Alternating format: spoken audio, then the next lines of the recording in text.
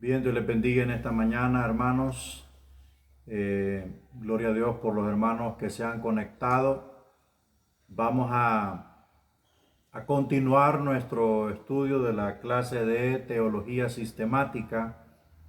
Seguimos con el capítulo 6 que habla acerca de la persona de Jesucristo.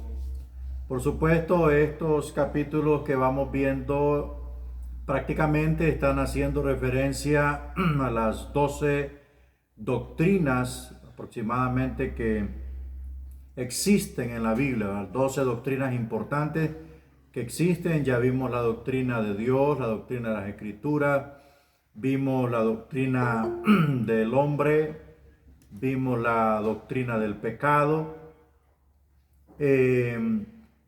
Ahora pues vamos a ver la doctrina de Jesucristo, ¿verdad? La persona más importante del cristianismo. Para eso, hermanos, vamos a hacer una oración para poner todo esto en las manos del Señor. Padre, te damos las gracias en esta mañana. Gracias por tu bendición. Gracias por la misericordia que tú muestras para con tu pueblo. Gracias por este privilegio de poder, mi Dios, estar en tu presencia y de poder recibir esta clase, Padre. Oramos en el nombre de Jesús que tú bendigas a los alumnos, que tú bendigas, Padre Santo, la vida de todos ellos, aún los que verán la clase después. Te ruego por amor de tu nombre que los guardes, los bendigas, les des inteligencia y sabiduría, Padre Santo, para que puedan percibir, Señor, la importancia del conocimiento doctrinario de tu palabra. Gracias, Dios, en esta mañana. Queremos, mi Dios, estar en comunión contigo a través del Espíritu Santo y para ello lo entregamos todo en manos de Él, Señor, reconociendo que Él es el Maestro perfecto y nosotros solamente somos sus alumnos. Te lo pedimos todo en el nombre de Jesús. Amén. Bien, hermanos, recuerde siempre que debe tener su prontuario. Hoy nos toca ver el capítulo 6, que es la doctrina del Señor Jesucristo, recordándoles que para el lunes 30 usted tiene que entregar la tarea de los nombres del Señor Jesucristo. Ya los nombres de Dios ya no, ¿verdad? Porque eso fue la primera tarea investigativa. Ahora va a ser los nombres del Señor Jesucristo de la misma manera que hicimos la tarea de la número 1, ¿verdad? En una columna van todos los nombres del Señor Jesucristo, en una segunda columna va el significado y en la tercera columna debe ir la cita bíblica. Ok, eso lo espero que llegue el lunes en el transcurso del día y el resto de este fin de semana. Recordando que el lunes 30 de 6 de la tarde a 12 de la noche está el examen número 1 de teología sistemática. Así que parece que el 24 de agosto les compartí la guía de repaso para que usted vaya estudiando, ¿verdad? Y así pues esté fresco ese aprendizaje y pueda responder su examen. Hay una de las cosas que he notado en los exámenes es que los alumnos no analizan la pregunta. Tiene que analizarla, tiene que tomarse su momento para analizar la pregunta y por supuesto considerar las opciones que le presentamos para que tome la decisión correcta, ¿verdad? Así mucho alumno pierde puntos porque el sistema contiene la respuesta correcta. Entonces cuando usted responde así rápidamente a la carrera, claro, se equivoca, entonces allí automáticamente el Classroom le tacha el examen, la respuesta y le sale mala, ¿verdad? Y pierde puntos. Entonces hay que tomarse el tiempo para analizar el examen. No hay límite de tiempo, ese es el asunto. No hay límite de tiempo en su examen y usted tiene prácticamente pues bastante tiempo para poder resolver su examen. Incluso hasta puede repasar antes de abrir el correo que le va a llegar, ¿verdad? Por supuesto, no va a repasar con el correo abierto, porque eso sería falta de integridad delante de Dios. Bueno, entonces estamos en el capítulo 6. El Señor Jesucristo, solo quiero decirles esto a todos los alumnos, ¿verdad? Creo que los alumnos se toman el tiempo para ver la clase en YouTube. He estado observando que van pocas visitas de la última clase. Son 22 alumnos, un promedio de 20 personas tienen que ver esa clase, ¿verdad? Porque hay unos que son 3 en una familia. Entonces yo le recomiendo, hermano, que no se enfríe, no se relaje. Amén, no se relaje, aquí no es de bajar la guardia. Si cambiamos el método fue por ahorrarle un poquito más a usted, pero viéndolo así, creo que voy a continuar con las transmisiones y los que no puedan, pues la van a ver en YouTube, ¿verdad? Así es que no hay que bajar la guardia porque vamos iniciando la mitad de nuestro programa educativo. Recuerde que son 4 años de estudio en donde usted saldrá equipado y preparado para servir eficazmente al Señor, ¿verdad? La próxima semana pondré un día y una hora adecuada para que todos los alumnos, todos quiero que se conecten. Yo necesito hablar un tema muy importante con respecto a la graduación. Y las cosas como hijos de Dios tenemos que hacerlas con tiempo. No como el hondureño que lo viene a hacer un mes antes, ¿verdad? No podemos trabajar así. Tenemos que trabajar con tiempo para que después no le vaya a pesar esa carga a usted. Porque siempre el último año es año de gasto. Y toda promoción que sale del instituto debe dejar un proyecto, como un proyecto de bendición para el instituto, ¿verdad? Económico, lo que sea. Entonces, al caso que necesitamos hablar de todo esto para que las cosas se hagan menos pesadas, ¿verdad? Así estoy haciendo con los alumnos de segundo año que llevo los sábados. Ellos ya están trabajando en eso para que cuando les toque graduarse ya absolutamente no tengan ningún compromiso económico con el instituto. Entonces, por tanto, yo voy a enviar un comunicado a todos los hermanos para que estén pendientes de esa hora y ese día, calculando más o menos el horario de todos aquí, ¿verdad? Porque tengo gente también en Estados Unidos y tengo que ver todo eso para que todos se conecten, ¿verdad? Bien, entonces vamos a empezar. Diapositiva número 1, por favor, usted tenga sus diapositivas allí. Dice el capítulo 6, el Señor Jesucristo, su cumpleaños se celebra en todo el planeta. En la fecha de su muerte se proyecta la silueta de la cruz en el horizonte de las naciones. ¿Quién es? Con estas palabras, un predicador prominente formuló una pregunta de suprema importancia y de constante interés.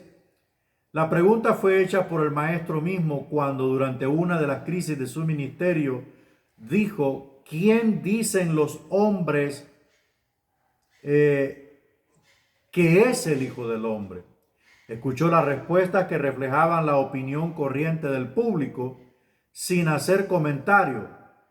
Empero, pronunció su bendición sobre la respuesta que Pedro había recibido de Dios. Tú eres el Cristo, el Hijo del Dios viviente. La pregunta sigue todavía en pie y el hombre procura responderla. La respuesta verdadera debe proceder del Nuevo Testamento, escrito por hombres que le conocieron mejor que ninguno y quienes por ese conocimiento estuvieron dispuestos a perder todo lo demás. Bueno, la pregunta sigue planteada, como Jesús dijo en cierto momento: ¿quién dicen los hombres que es el Hijo del Hombre? Hay diversidad de opiniones, hay diversidad de respuestas, hay diversidad de conceptos o enfoques o puntos de vista. Lo importante aquí es para usted, ¿quién es Jesucristo? ¿Quién es Él? ¿Quién debe ser Él en su vida? Es la misma pregunta que el Señor ha planteado a través de los tiempos.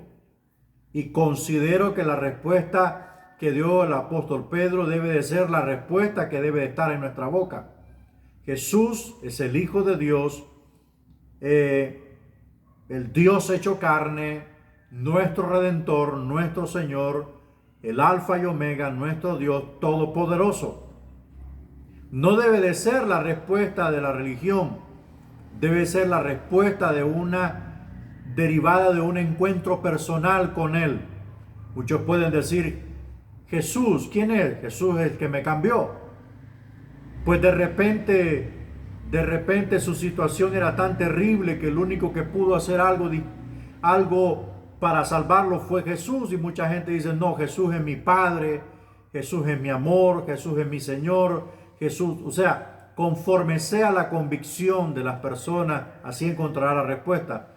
Pero desde la óptica de la Biblia, ¿quién es Jesús? Jesús es el Hijo del Dios viviente, Dios en carne y Dios en espíritu. Así como dijo aquel hombre llamado Atanasio, ¿verdad?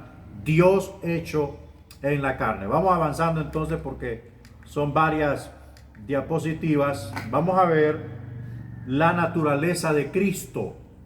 Vamos a ir entrando en esto que normalmente se llama la cristología, ¿verdad? Que es una rama de la teología bíblica que estudia la persona de Jesucristo. La mejor manera de responder a la pregunta ¿quién es Cristo? Es dando a conocer y explicando los nombres y títulos por los cuales es conocido. Número 1, Hijo de Dios, entre paréntesis, deidad. Cuando dice Hijo con H mayúscula, denota, en la gramática griega, denota que no hay otro como Él. Hijo con H mayúscula denota, en la gramática griega, que no existe ninguno como Él. No hay nadie en la misma naturaleza de Cristo. Nadie. Es Hijo de Dios. Punto y final. Sí, nosotros somos hijos de Dios, pero con H minúscula. Somos hijos de Dios con H minúscula, pero el asunto de Él es que no existe nadie que tenga la naturaleza que Él tiene. Es Dios en un cuerpo de hombre. O sea, es el único que pudo mezclar lo divino con lo humano. El hombre no tenía la facultad de ser divino. Usted puede ver lo que estudiamos con respecto a Adán y Eva. No existe manera de que en su cuerpo mortal el hombre pudiese contener la divinidad o la deidad. No existe. No existe.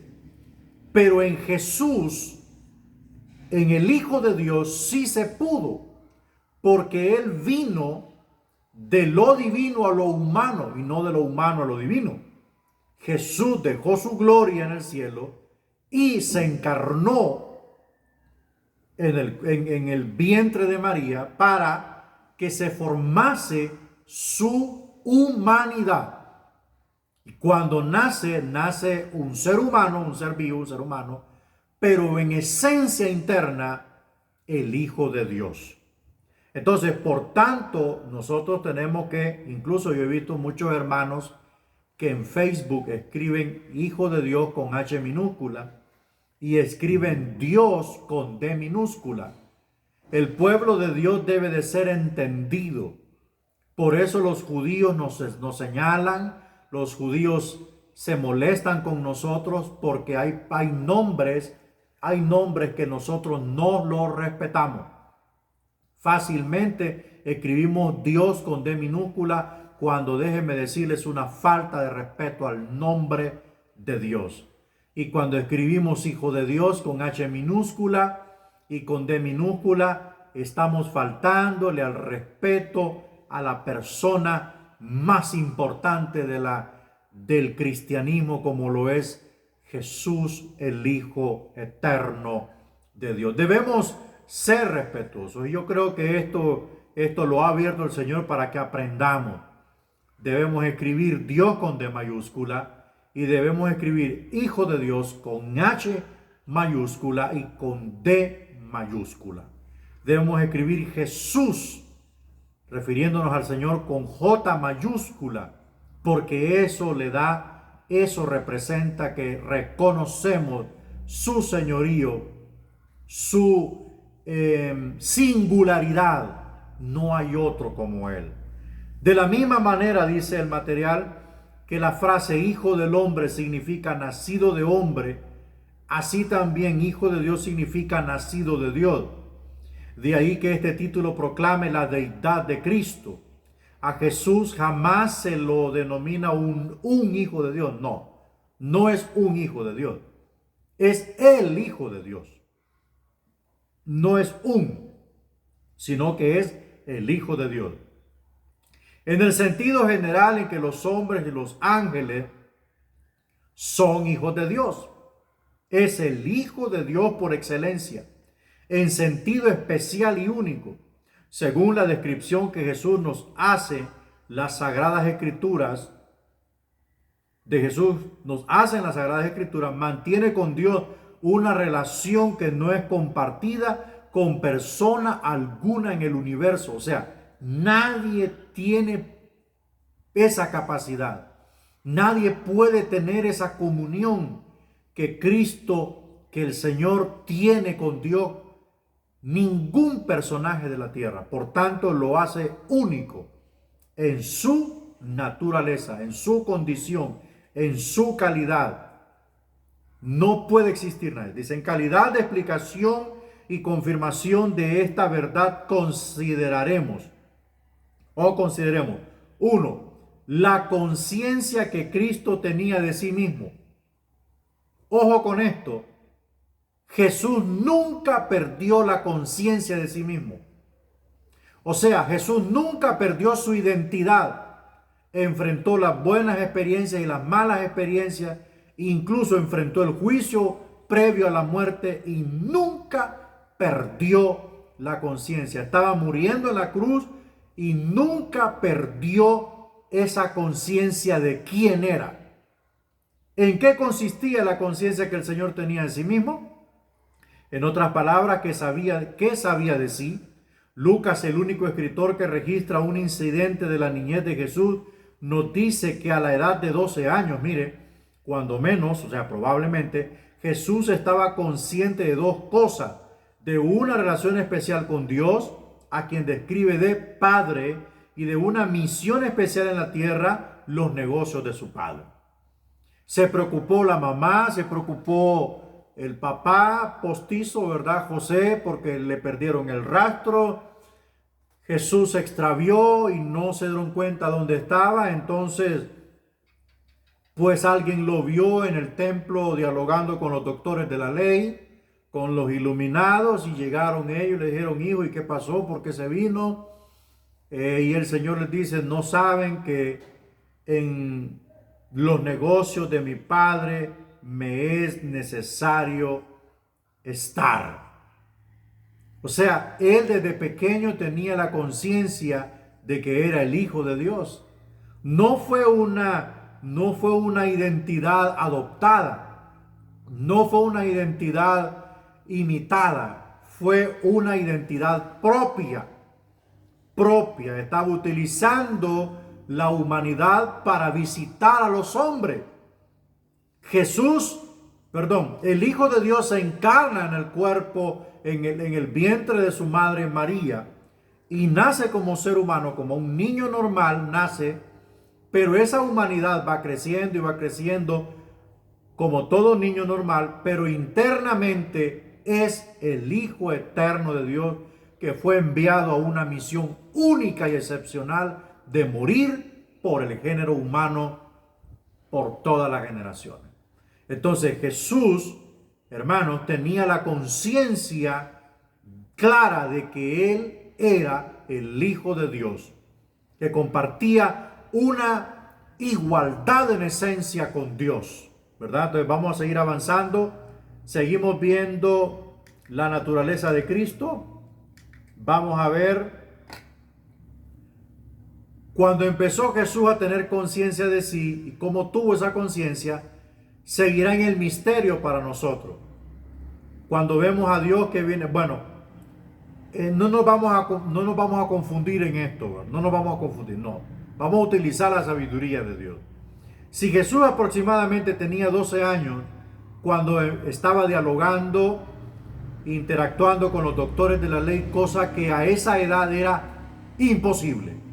Los niños en esa edad estaban en la etapa de aprendizaje de la Torá en la cultura hebrea. Pero a los 12 años, este muchacho, este niño infante, estaba hablando de temas profundos de la ley de Moisés y la ley de Dios. A esa edad era prácticamente imposible. Entonces vemos de allí que la respuesta que le da a la mamá: en los negocios de mi padre me es necesario estar. O sea, no estaba hablando de los negocios de José, porque José era un carpintero.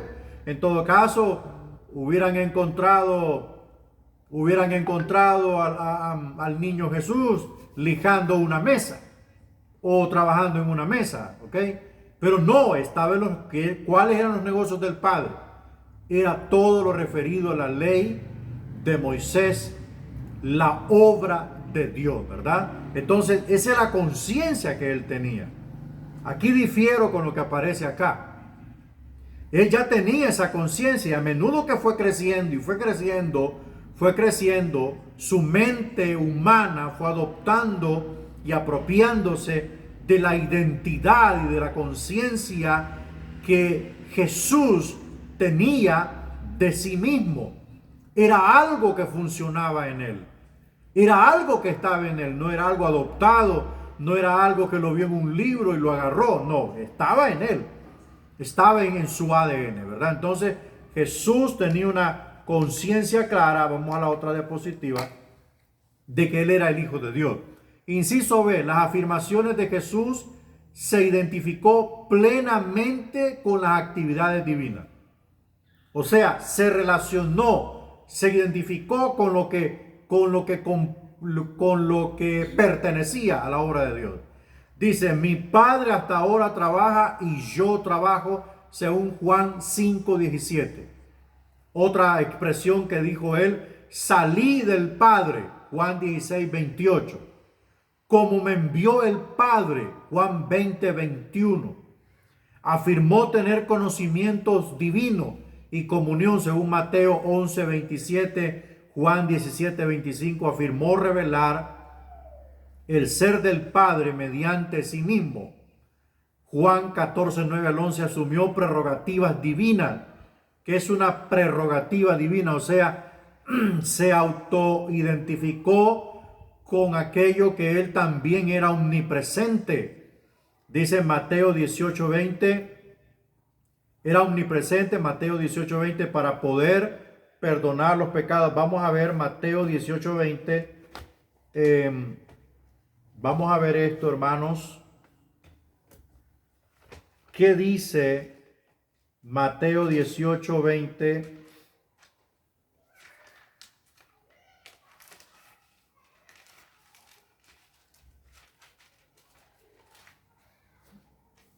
Ok. Porque, mire, porque donde están dos o tres congregados en mi nombre, allí estoy yo en medio de ellos. Esa es una prerrogativa divina, o sea, ese es un atributo divino que pertenecía a Cristo. La omnipresencia. Imagínese usted que dos o tres estén reunidos en Asia, dos o tres estén reunidos en África, dos o tres estén reunidos en Europa, en América, en Oceanía, en Australia, en la Antártida, donde sea. Allí está Él en medio de ellos. O sea, esto es lo que hace distinto a Jesús de cualquier líder religioso mundial: su omnipresencia. También poder para perdonar los pecados, según Marcos capítulo 2. Vamos a ver Marcos capítulo 2, por favor. Siempre debe tener su Biblia los alumnos. Marcos capítulo 2, versículos 5 al 10, dice: al ver Jesús la fe de ellos, dijo al paralítico: hijo, tus pecados te son perdonados. Entonces después vino un debate por el pensamiento negativo de los demás. Dice pues, verso 10, pues para que sepáis que el Hijo del Hombre tiene potestad en la tierra para perdonar pecados, dijo al paralítico: a ti te digo, levántate, toma tu lecho y vete a tu casa. Entonces no solamente perdonó los pecados, sino que también lo sanó de su enfermedad. Entonces nadie fuera de Dios tiene el poder para perdonar pecados. Pero ¿qué es ese atributo? ¿Qué es eso que a Cristo o al Señor Jesús le da la capacidad de perdonar pecado? Es el simple atributo de que también puede juzgar, porque Él es Dios. Su moral es tan perfecta que nunca podrá ser violentada. Su capacidad de juicio es tan perfecto y tan justo que no existe error. Entonces, por tanto, si tiene el atributo de juzgar, también tiene el atributo de perdonar. Porque a pesar que su justicia es tan perfecta, esto mismo lo conlleva a que tenga un corazón, hermanos, tenga un corazón sensible al arrepentimiento. Si alguien se arrepiente estando en vida, el Señor lo perdona. Pero si alguien se arrepiente después de la muerte, no hay salvación alguna. Se acabó su oportunidad. ¿Cuántos en el infierno se han arrepentido? Pero es tarde. Entonces, por tanto, el Señor Jesús tiene la capacidad de perdonar los pecados. Bueno, entonces vamos avanzando. Entonces las afirmaciones de Jesús. Él dijo: en donde 2 o 3 estén reunidos en mi nombre, allí estaré yo en medio de ellos. Es un atributo de omnipresencia. Y cuando le dijo al paralítico: hijo, tus pecados te son perdonados, es porque también era Dios con la capacidad de perdonar el pecado. No solamente su Padre podía perdonar pecados, sino que también le había conferido al Hijo poder perdonar los pecados. Vamos a ver ahora el inciso C, la autoridad. Ya vimos la conciencia, ya vimos las afirmaciones de Él, afirmaciones que marcaron la historia, porque dijo en cierta ocasión: yo soy el camino, la verdad y la vida. Nadie viene al Padre sino por mí. Esas expresiones marcaron la historia, le dieron un rumbo distinto. La autoridad de Cristo.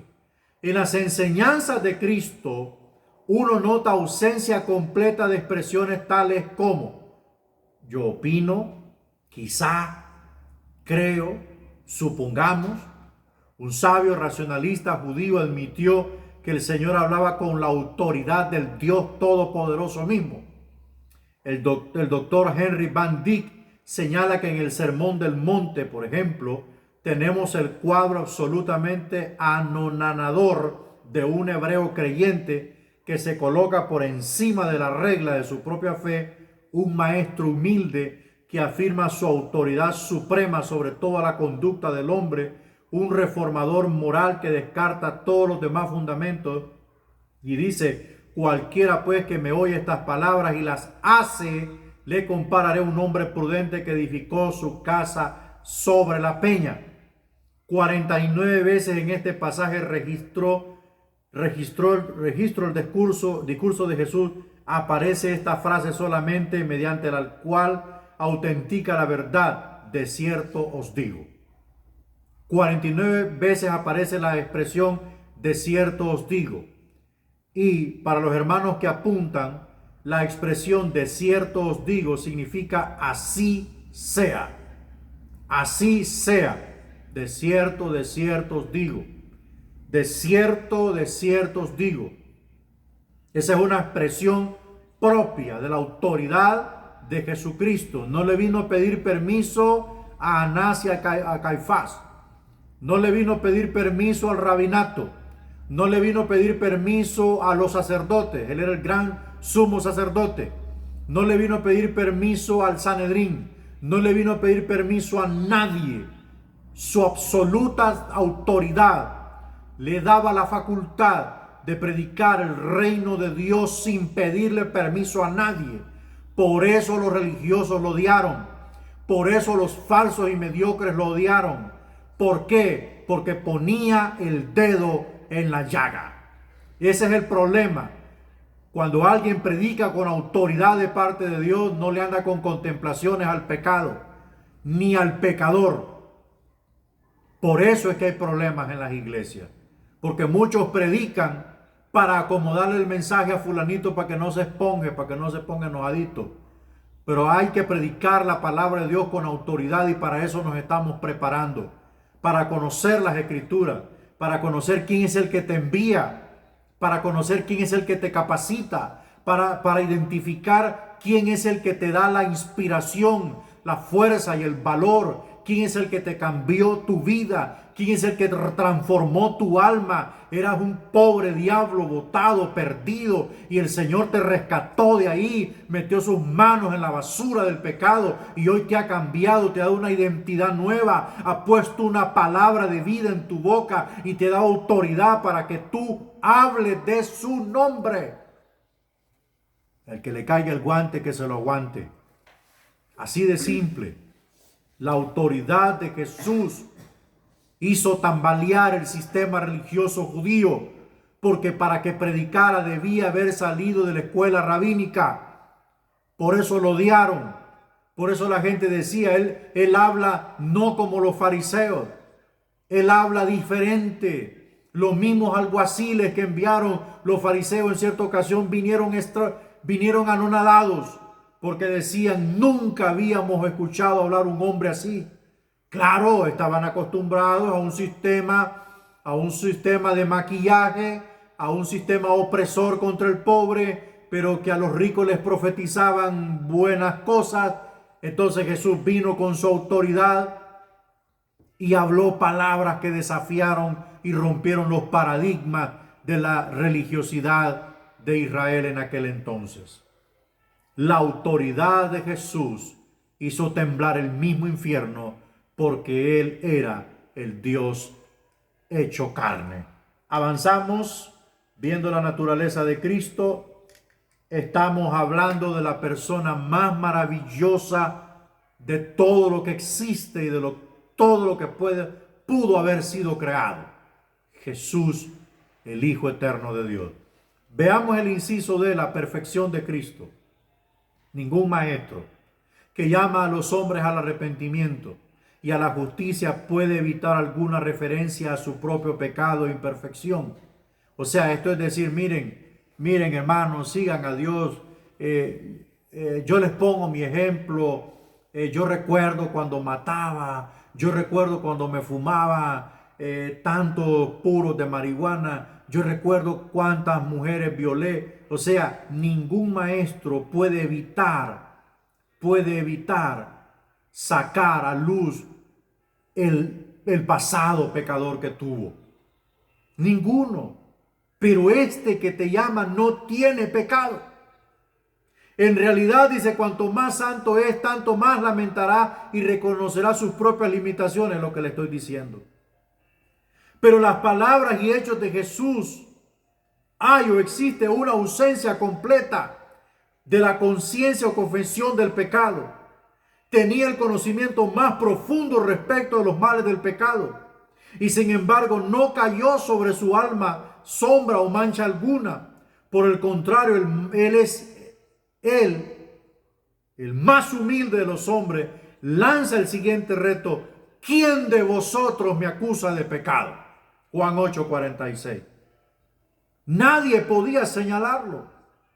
Nadie podía decir, hey, tú debes esto, hey, tú hiciste aquello. Nadie. Porque tenía una moralidad perfecta. Él era perfecto. Él Él era perfecto. No había error en Él. Si Él decía una cosa hoy, la mantenía firme mañana. Si Él decidía algo hoy, mañana estaba íntegra la decisión. No como nosotros que hoy decidimos algo y mañana cambiamos de parecer. O a las 2 horas ya cambiamos, lo pensamos porque hablamos sin pensar. Y después estamos remendando las cosas. Jesús vino al mundo, interactuó con gente pecadora como los discípulos, interactuó con los apóstoles, con sus amigos y les demostró su perfección. Aún para morir fue perfecto. Aún en el lecho de su captura fue perfecto. Pedro quiso usar el arma para defenderlo y él en su perfección absoluta dijo: guarda tu espada en tu vaina. ¿Acaso yo no puedo pedir a mi Padre 12 legiones de ángeles para que peleen por mí y no lo haría? O sea, Él fue perfecto. En la hora, en su ocaso de muerte, tomó el tiempo para decir: Padre, he acabado la obra que me diste que hiciera, en tus manos encomiendo mi espíritu. ¡Qué perfección! Nadie tiene la perfección que Cristo tuvo entre nosotros. Ni Mahoma con su gran abolengo que lo rodea, ni Buda con todo lo que le rodea, ni los grandes líderes mundiales han tenido esa capacidad, esa naturaleza perfecta. Jesús solamente usó el cuerpo humano para pagar el precio de los hombres y su pecado en la cruz del Calvario. Bien, vamos avanzando con la naturaleza de Cristo. El testimonio de los discípulos. ¿Qué decían los discípulos? Ningún judío cometió jamás el error de pensar que Moisés era divino. O sea, podemos ver hasta el día de hoy quién es Moisés para la cultura hebrea. Pero nadie se le atravesó por la mente ni siquiera pensar que Moisés era divino. Ni aún sus discípulos más entusiastas, ¿verdad?, hubieran soñado jamás con atribuirle declaraciones como esta, bautizándolos en el nombre del Padre y de Moisés y del Espíritu Santo. O sea, eso no funciona. Pero dice, la razón es que Moisés jamás habló ni se comportó como uno que procedía de Dios o que compartía su naturaleza. Por otra parte, el Nuevo Testamento enuncia este milagro. Tenemos aquí un grupo de hombres que caminaban con Jesús y le vieron en todos los aspectos característicos de su humanidad y que sin embargo más tarde le adoraron como divino. Predicaron que su nombre era el poder para la salvación e invocaron su nombre en oración. Juan, que se recostó sobre el pecho de Jesús, no vaciló en hablar de él como el eterno Hijo de Dios que creó el universo, y relata sin vacilación ni disculpas el acto de Tomás de adorarle y exclamar: Señor mío y Dios mío. Ningún judío, el más vulgo de todos los judíos, tenía la osadía de inclinarse ante un hombre y decirle: Señor mío y Dios mío. Nadie, ni ante Moisés, ni ante Elías, ni ante esas dos bestias que marcaron la historia de Israel, ningún judío se inclinó ante ellos. Pero cuando vemos a Jesús que llega, las puertas cerradas, los discípulos están pensativos, dubitativos, están pensando qué hacer, qué puede pasar después. Se había ido el maestro, había muerto, se les había olvidado que iba a resucitar. Y llega de repente el Señor y dice: pasa a vosotros. Y ya había dicho Tomás: si no meto mis dedos en los hoyos de sus manos y en su costado, no creeré. Unos decían: ustedes están locos, ¿cómo es posible que pueda vivir si yo lo vi morir? Y Jesús llega y dice: pasa a vosotros. Y en el mismo momento se dirige a Tomás y le dice, ven Tomás, ven, mete tus manos aquí, mete tus manos acá, tus dedos, mete tus dedos aquí. Todavía está la marca de los clavos. Si Él resucita perfecto, si Él resucita independiente de esta naturaleza de pecado, pregunto, ¿para qué todavía trae sus marcas en su cuerpo? Él todavía trae las marcas de los clavos y del costado herido en su cuerpo para mostrar al Padre la evidencia de la redención de la humanidad, y que ante ese acto redentor ningún poder grande, pequeño, mediano, divino o infernal tendrá eficacia, porque el poder más grande que existe es la muerte redentora de Cristo en la cruz del Calvario, donde todo poder se suprime, donde todo gobierno de Satanás es destruido, donde toda rodilla diabólica o angelical se doblará ante aquel que hizo el acto redentor de la humanidad. Nada puede superar ese sacrificio. Nada lo puede superar. Por tanto, cuando el Señor intercede por nosotros, le muestra a su Padre las evidencias de los clavos en sus manos y la herida en su costado, diciendo, Padre, estas son las marcas de mi sacrificio por fulana de tal, por fulano de tal. Él cree en mí, Él me recibe a mí, Él cree en ti, perdónale su pecado. Nada puede superar eso, ni el corazón del Padre. Ni el corazón del Padre se ve hecho agua cuando el Señor, su Hijo, le muestra las heridas de los clavos y la herida de la lanza en su costado. El Padre tiene que ceder ante la intercesión de su amado Hijo. Por eso es que los discípulos, hermanos, testificaron y dijeron, no podemos dejar de decir lo que hemos visto y oído. Jesús es nuestro Salvador, ese es el Mesías prometido a la casa de Israel, y vosotros lo habéis matado, pero resucitó de los muertos al tercer día y hoy somos sus testigos. Entonces, esas son características de la naturaleza de Cristo. Seguimos avanzando. Vamos a algo tan bonito que se llama la palabra preexistencia, actividad eternas. La palabra del hombre es aquella por la cual se expresa a sí mismo, por lo cual se pone en comunicación con otros. Por medio de la palabra da a conocer sus pensamientos y sus sentimientos, y por su palabra da a conocer mandamientos y pone en vigor su voluntad. La palabra que revela la impronta de su pensamiento y carácter. Mediante sus palabras el hombre puede conocerse perfectamente aunque uno fuera ciego. El sentido de la vista y la información podría revelar muy poco con respecto a su carácter si uno no hubiera escuchado a sus palabras. La palabra del hombre es su carácter en la expresión. Usted quiere conocer un sabio, óigalo hablar. Usted quiere conocer quién es un indocto, un bruto, óigalo hablar. El hombre se da a conocer por las palabras. El hombre se da a conocer por lo que posee internamente. Y sus palabras dicen quién es. Jesús en cierta ocasión dijo, de la abundancia del corazón habla la boca. Y el hombre bueno, del buen tesoro de su corazón, saca cosas buenas.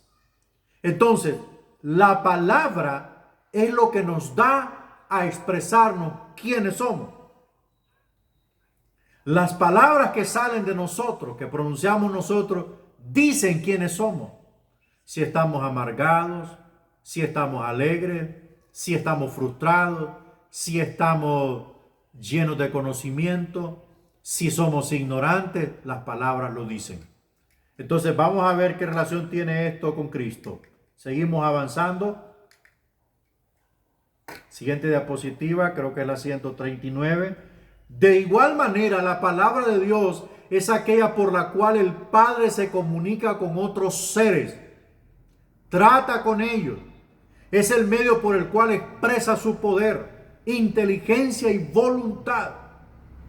O sea, la palabra que tenemos aquí, la Biblia, es el mecanismo por el cual Dios se da a expresar al hombre. Da a entender cuál es su voluntad. Da a entender cuál es su propósito. Da a entender cuál es su interés para con usted. Si el hombre la lee, automáticamente se dará cuenta que es lo que Dios quiere para él. Si el hombre cierra su corazón a la palabra, dejará pasar por alto el sabio consejo que ella porta. Entonces, la palabra de Dios fue dada para que los hombres conozcan cuál es la voluntad de Dios. Y es una voluntad eterna, duradera e inmutable. La misma voluntad que fue expresada para Israel en aquel tiempo fue expresada para los hijos de Dios hoy. La misma voluntad que fue expresada a los hermanos de Galacia en aquel tiempo es la misma voluntad de Dios para hoy en nuestro tiempo. Cristo es esa palabra, es el verbo, el logos, puesto que por intermedio de él ha revelado su actividad, voluntad y propósito, y porque por él Dios establece contacto con el mundo. Nos expresamos a nosotros mismos por medio de palabras. El Dios eterno se expresa a sí mismo por medio de su Hijo, que es la misma imagen de su sustancia, según Hebreos 1:3. Cristo es la palabra de Dios porque revela a Dios demostrándole en persona. No solamente trae el mensaje de Dios, sino que es el mensaje de Dios. Por eso cuando Jesús citaba la Escritura, nadie lo podía refutar, porque él era la Torá viviente. Hay un amigo que se llama Michael Rood, que es un judío mesiánico, ¿verdad? Un judío que conoce muy bien la Torá, pero que cree en Jesucristo. Ellos le llaman Yeshua, que creo que es el nombre en hebreo. Dice, Yeshua es la Torá viviente. Cuando Jesús vino, nadie podía decirle, mira, en la Escritura dice esto, porque Él era la Escritura viviente.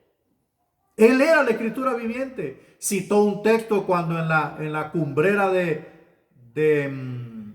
no recuerdo el nombre, en esa cumbrera, en esa planicie, en ese altiplano, cayó una torre y murieron miles de judíos aplastados allí. Citó ese texto tan complicado para los fariseos que no pudieron decir nada, aduciendo de que nadie que recibiese juicio de muerte era porque era más pecador, como enseñaban los fariseos. Simple y sencillamente murieron por morir.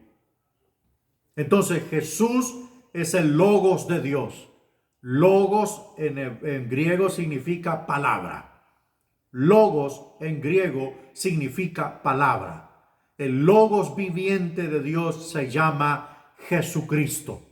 Él es la palabra viviente. Él es la Biblia viviente. Ya no solo la Torá, es la Biblia entera. Es la Escritura entera. 66 libros.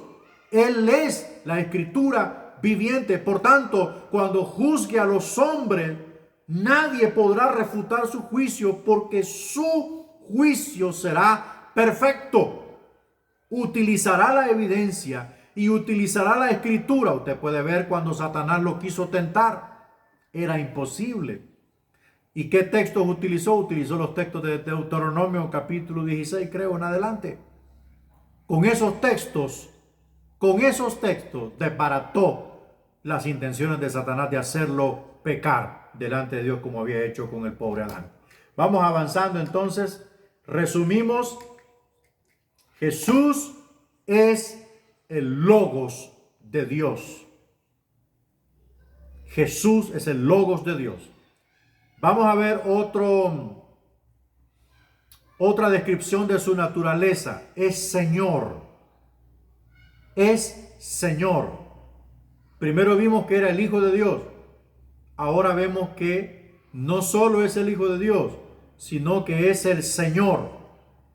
Entre paréntesis, soberanía. Un vistazo a una concordancia revelará el hecho de que el Señor es uno de los títulos más comunes de Jesús. Este título indica su deidad, exaltación y soberanía. Pero, ¿qué es ser soberano? ¿Qué es soberanía?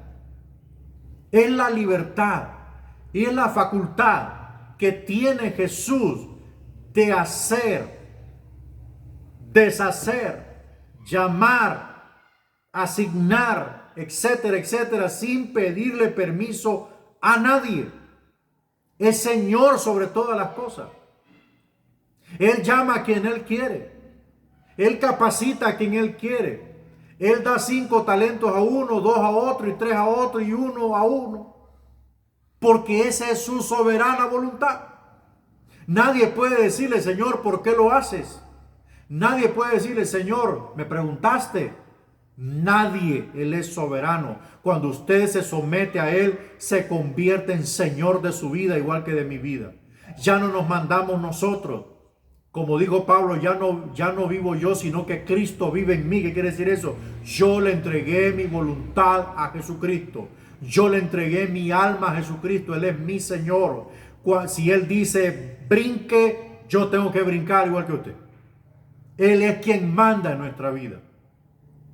Él conoce nuestro destino. Él ya preparó nuestro destino. Por eso hay que estar en manos de Cristo. Hay quien está en la iglesia, pero no está en manos de Cristo. Hay quien va a la iglesia a adorar a Cristo, pero no lo ha adoptado como Señor, porque sigue haciendo lo que le da regalada gana. Sigue haciendo lo que le da gusto la carne.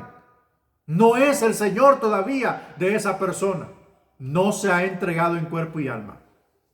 Inciso A, deidad.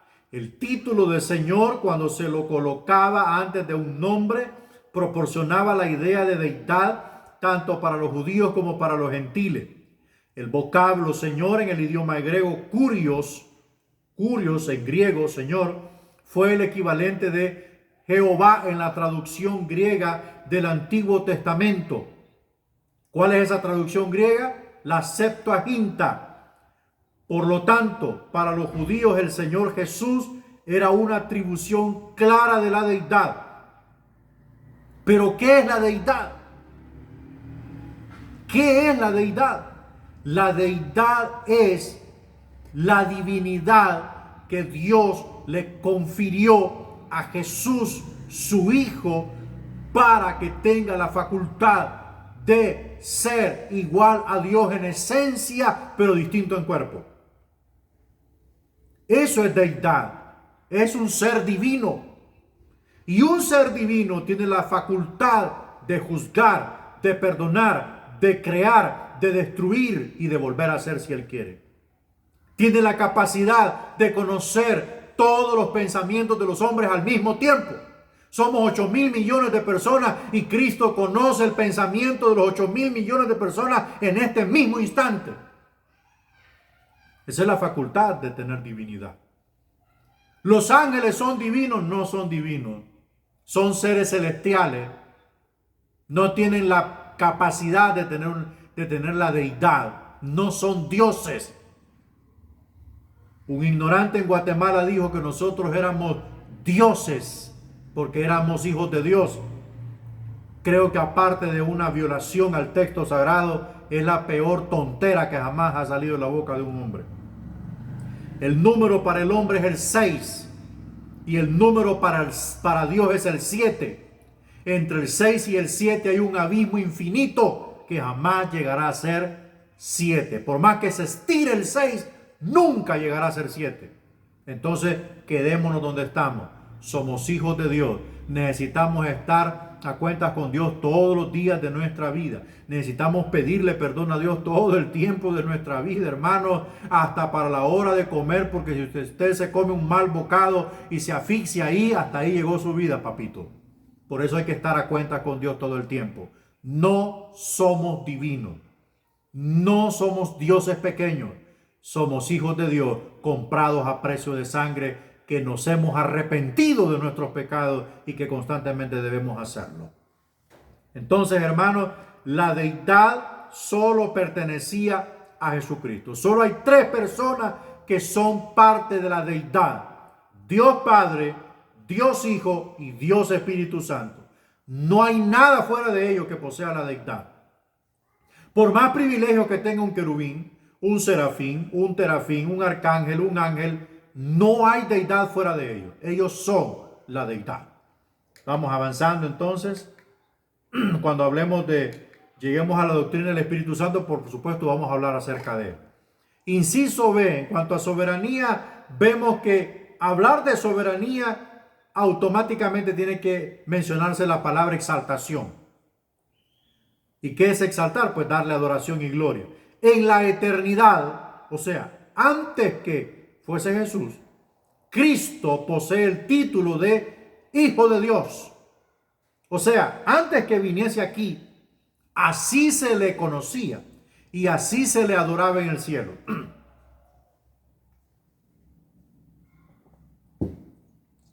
Con el título Hijo de Dios.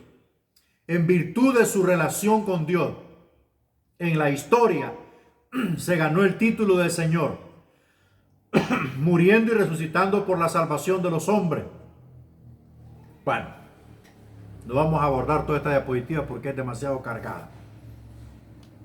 Resumámosla. Jesús recibía exaltación de ángeles, arcángeles, querubines, serafines, terafines y de millares de millones de ángeles en el cielo antes de venir a la tierra.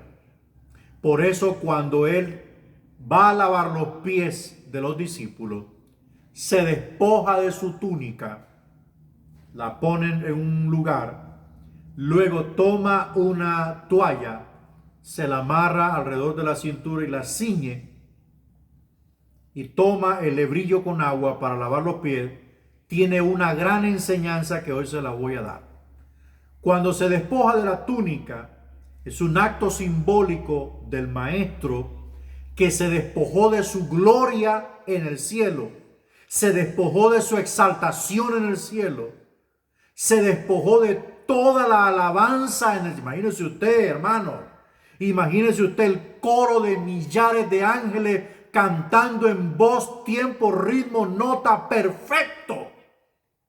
Ahí nadie va con voz ronca, ahí nadie va con voz como de grillo, ahí va una voz perfecta, al unísono en todo el cielo, dándole gloria al Hijo de Dios. Imagínense usted. Y el Señor dice, ¿quién irá por nosotros? ¿Quién va a redimir a Israel y al hombre? El cielo se tuvo que callar porque ¿quién tenía la capacidad? Nadie tenía la capacidad de decir, envíame a mí, yo iré a morir por la raza humana. No, hombre.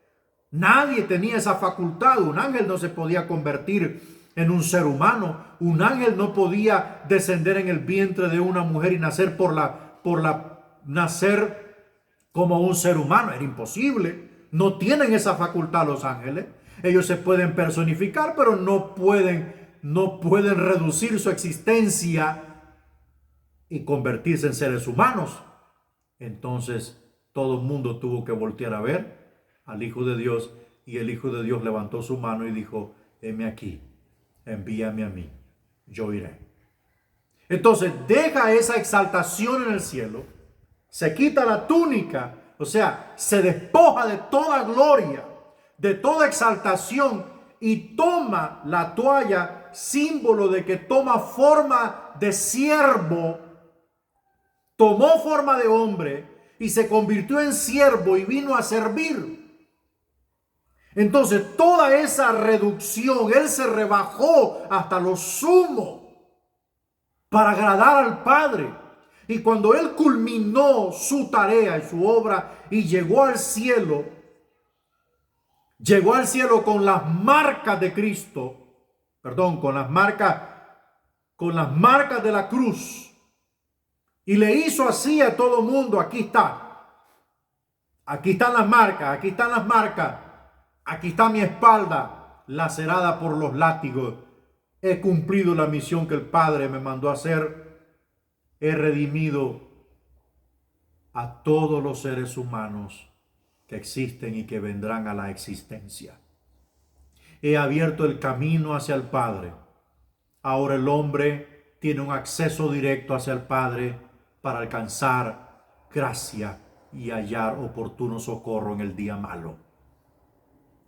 Y volvió a recibir la exaltación, y ahora más que nunca, porque vino a cumplir la misión más grande que podía un hombre cumplir.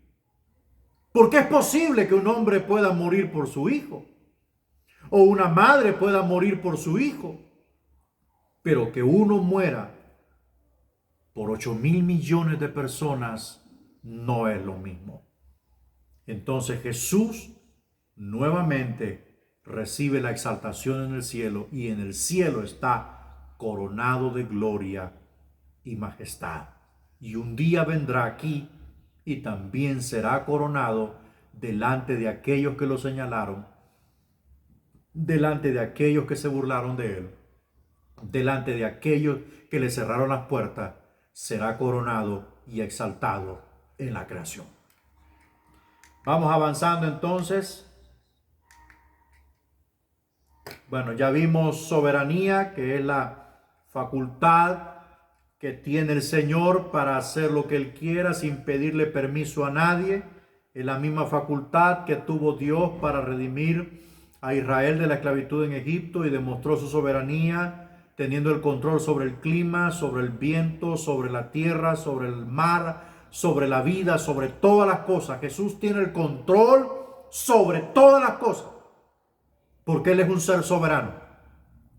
Él tiene el control sobre el planeta Tierra, Él tiene el control sobre el infierno, Él tiene el control sobre los planetas que giran alrededor de este sistema. Seguimos avanzando. El Hijo del Hombre, su humanidad, de acuerdo al uso hebreo, hijo de, denota la relación y participación. Por ejemplo, los hijos del reino son aquellos que compartirían sus verdades y bendiciones. Hijos de la resurrección son aquellos que participan de la vida de la resurrección. Hijos de paz son aquellos que poseen la disposición pacífica. Hijos de perdición, aquellos que están destinados a sufrir la perdición y la ruina. Por lo tanto, hijo del hombre significa principalmente uno que comparte la naturaleza humana y las cualidades humanas. De esta manera, hijo del hombre se convierte en una designación enfática para el hombre en sus atributos característicos de debilidad e incapacidad en sí mismo. En este sentido, el título se aplica unas 80 veces en Ezequiel, como recuerdo de su debilidad y mortalidad, de su llamado profético. El Hijo del Hombre, Jesús, utilizó este apelativo o este seudónimo para autorreferirse a sí. Y es el Evangelio de Lucas que registra esta expresión. En cierta ocasión investigaba por qué Jesús utilizaba esto. Y descubrí que tenía dos fases. Uno, demostrar que como era hijo de hombre, o sea que se apropió de la naturaleza humana para mostrar la voluntad de Dios entre los seres humanos, porque por supuesto Jesús no podía venir, el Hijo de Dios no podía venir en gloria al mundo en medio de Jerusalén, entonces no resolvería el problema del pecado.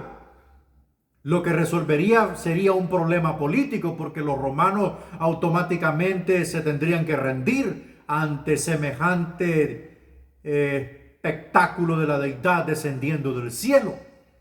Pero Israel seguiría siendo el mismo pecador, el mismo rebelde, el mismo indomable.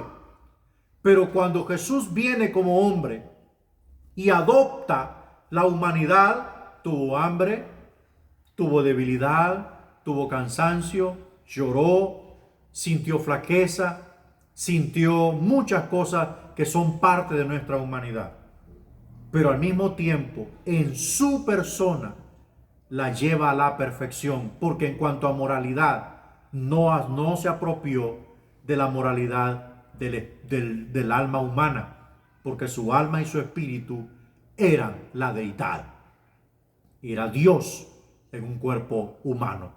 Entonces, claro, cuando dice el Hijo del Hombre, está diciendo, sí, utilicé el cuerpo humano para venir a mostrar la voluntad de mi Padre, pero al mismo tiempo, con este cuerpo humano, yo muestro la naturaleza perfecta del hombre cuando es cambiado por Dios. Su moralidad fue inquebrantable. Aunque muchos quieran decir que se casó con María Magdalena, que tuvo hijo con fulana de tal, eso es una vil mentira de Satanás. No podía Jesús tener inclinaciones de hombre hacia mujer porque su moralidad era la deidad. Era imposible. Bien, vamos avanzando entonces.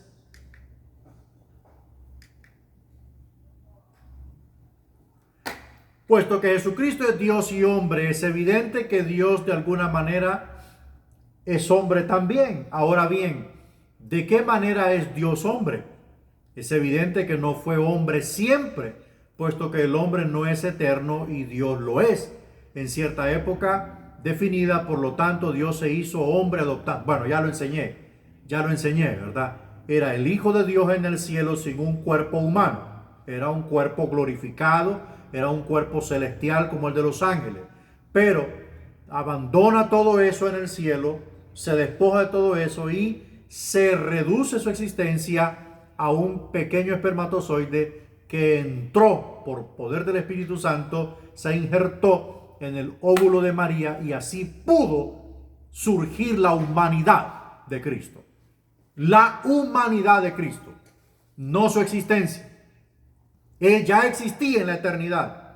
En el principio era el Verbo. ¿Cuál principio? En el principio de todo. En el principio de todo. Bueno, todo esto ya lo vimos. Todos los sabios del mundo juntos no pueden explicar la relación que existe entre pensamiento y palabra. No nos debe causar sorpresa, por lo tanto, si no podemos entender la encarnación, la creemos porque aquel que nos la ha revelado es Dios mismo, que no puede engañar ni ser engañado. ¿Por qué fue que el Hijo de Dios se hizo Hijo del hombre, o cuáles fueron los propósitos de esta encarnación? Como lo hemos visto ya, el Hijo de Dios vino a este mundo para ser un revelador de Dios. Bueno, el hecho de que Jesús o el Hijo de Dios viniese, como le acabo de decir, al vientre de María, también a eso se le llama la doctrina de la encarnación del Hijo de Dios. La doctrina de la encarnación del Hijo de Dios es cuando el Hijo de Dios se convierte, como ya le dije, en un pequeño espermatozoide, entra en el poder del Espíritu Santo, en el óvulo de María, ¿verdad? Y allí se fecunda y allí empieza a formarse el cuerpo humano del Hijo de Dios, que cuando nació se le puso por nombre Jesús. Y el nombre de Jesús era de acuerdo a la misión que vendría a ser. Y Jesús significa el Salvador. Josué significa Dios salva. Y Jesús es una raíz derivada de Josué, que significa el Salvador, ¿verdad? Entonces, vamos avanzando. Ya lo dije, tomó nuestra naturaleza humana, diapositiva 146, tomó nuestra naturaleza humana con el objeto de glorificarla y adoptarla de esa forma para un destino celestial.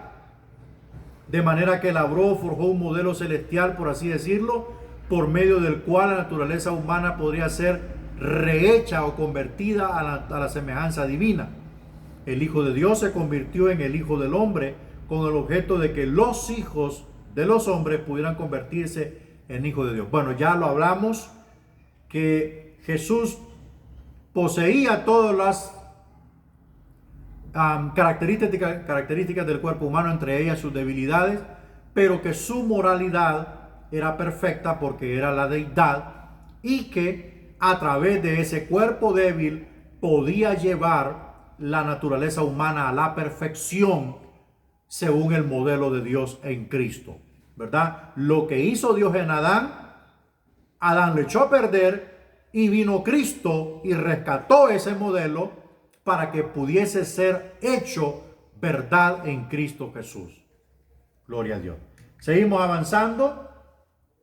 Bueno, vamos a ver el Cristo, título y misión oficiales. La profecía. Cristo es la forma griega del vocablo hebreo Mesías. Significa el ungido. La palabra se deriva de la práctica de ungir con aceite, como símbolo de la consagración divina al servicio. Bueno, en cuanto a la profecía, ya estamos viendo acá cosas que están relacionadas con la profecía. Cristo es la forma griega del vocablo hebreo Mesías, que significa ungido. Cristo significa ungido. Y Jesús significa el Salvador. El Salvador. Entonces, cuando combinamos Jesucristo, mire, Jesucristo, entonces estamos diciendo el Salvador ungido de Dios, ¿verdad? Entonces vamos avanzando. Ahí hay una cuestión comparativa nada más. Otro nombre que se le llama a él, Hijo de David. Hijo de David, decía Bartimeo, ten misericordia de mí. Estaba reconociendo que era descendiente real directo del rey David en la genealogía. Este título es equivalente a Mesías, puesto que una de las cualidades importantes del Mesías era su descendencia de David. Y si se va a la profecía, como recompensa por su fidelidad se le prometió a David una dinastía eterna. Y la soberanía eterna sobre Israel le fue dada a su casa. Se trataba del pacto davídico o pacto del trono. ¿Se acuerdan ustedes cuando estudiamos los pactos que la señal del pacto era, la señal del pacto davídico era el Hijo, quien se sentase en el trono de David para siempre? Bueno, esa persona que se sentará en el trono de David, que actualmente está caído, para siempre, será Jesucristo. Cuando venga en su segunda venida pública en gloria a establecer su reino en la tierra, se sentará en el trono de David en Jerusalén, ¿verdad? Entonces, por eso a Jesús también se le decía Hijo de David, porque es descendiente de David por María. Es descendiente de David por María. María es de la tribu de Judá. Vamos avanzando, viendo otro. Bueno, vamos a avanzar. La diapositiva 150, el cumplimiento.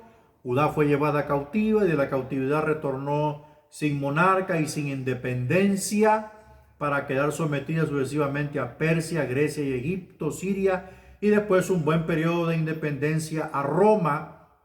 Durante estos siglos de sujeción a los gentiles hubo periodos de desánimo cuando el pueblo miraba retrospectivamente el pasado, la antigua gloria del reino de David, y clamaban con el salmista: Señor, ¿dónde están tus antiguas misericordias que juraste a David por tu verdad?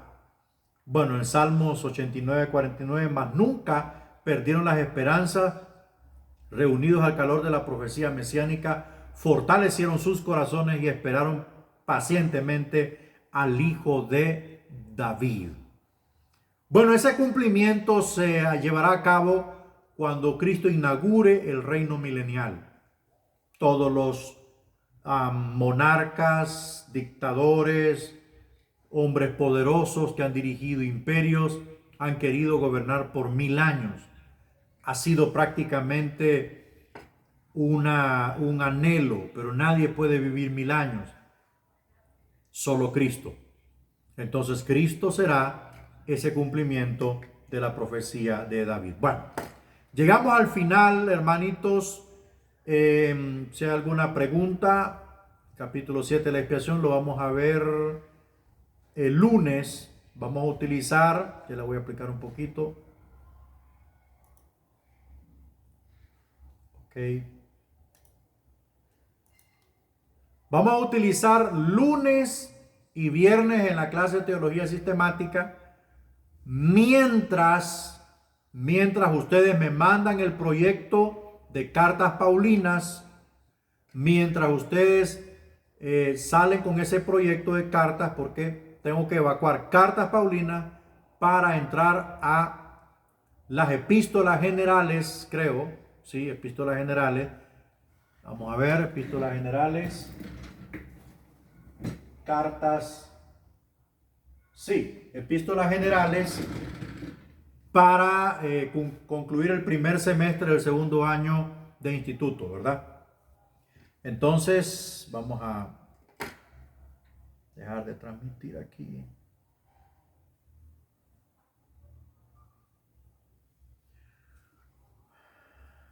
Bien. Deme un chancecito aquí.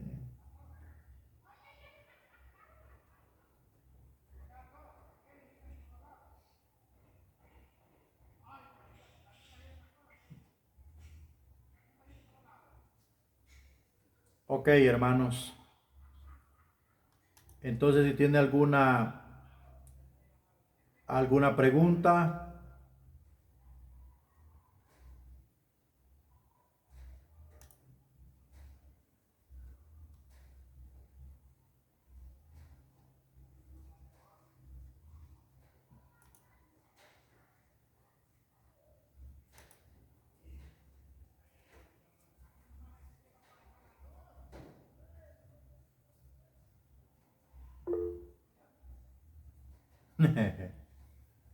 Sí, yo sé, por eso decidí,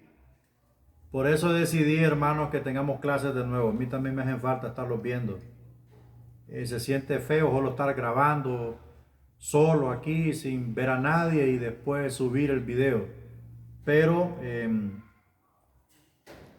vamos a continuar con las clases, ¿verdad? Bien, entonces parece que todo está bien. Recuerde, hermanos, prepárese el lunes ese examen de teología sistemática y recuerden, pues enviar su tareita, ¿verdad? Su tarea de los nombres del Señor Jesucristo. Entonces, entonces hay que,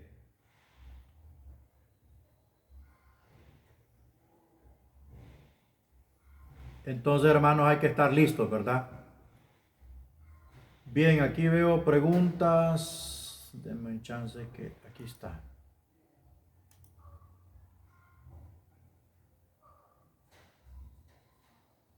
Bien, hay una pregunta aquí que dice, ¿cuál es la otra fase de Jesús? ¿Fase en qué, mi hermana Sandrita? ¿En qué se quiere referir usted? Explíqueme ahí para ayudarle.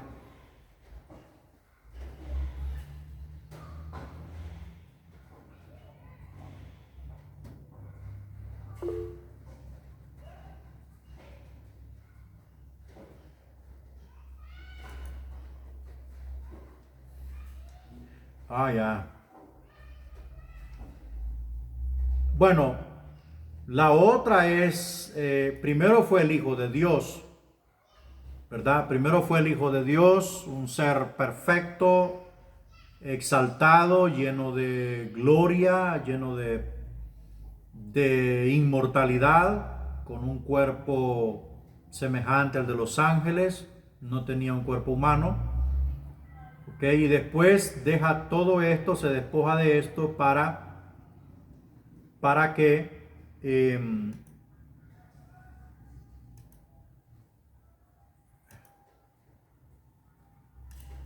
deja todo esto para que, hermanos, para poder tomar, ¿verdad?